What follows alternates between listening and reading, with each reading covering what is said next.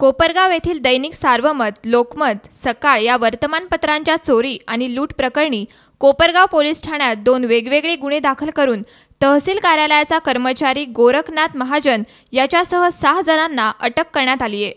तसेच या गुन्ह्यामध्ये वापरलेली स्कॉर्पिओ आणि टाटा मॅजिक पोलिसांनी जप्त केली आहे।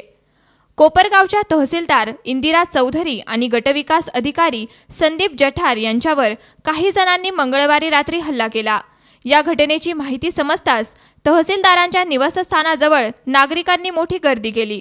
त्यावेळी काही पत्रकारही त्या ठिकाणी उपस्थित होते।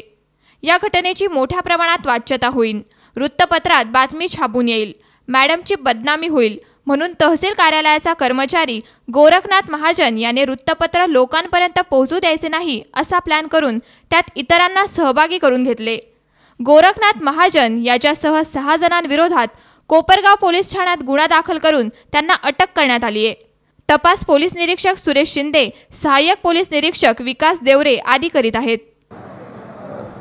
काल सकाळी कोपरगाव शहरातून एसटी स्टँड आणि कॉलेज जवळून काही अज्ञातस्माने सकाळ, लोकमत आणि सार्वमत या 3-4 पेपरचे जे वितरणाला आलेले पेपर्स होते ते पेपरच चोरी केल्याची बाब निदर्शनास आल्यानंतर सदरबाबतचे एक चोरीचा गुन्हा आणि एक रॉबरीचा गुन्हा, डेकॉर्डीचा गुन्हा पोलीस स्टेशनला दाखल केला आणि पोलीस स्टेशनला दाखल केल्यानंतर तपास सुरू करून काही तासातच सगळेचे सगळे आरोपी मुद्देमालासह आम्ही अरेस्ट केलेले आहेत। सदर गुन्ह्यात आम्ही 6 आरोपी अरेस्ट केलेले आहेत। एक स्कॉर्पिओ गाडी आणि एक टाटा मॅजिक गाडी हस्तगत करण्यात आली आहे आणि ती चोरी केलेले पेपर होते ते पण मिळालेले आहेत। तपास चालू आहे।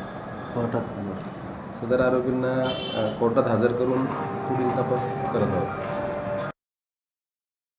योगेश जोखे, C24 तास, कोपरगाव।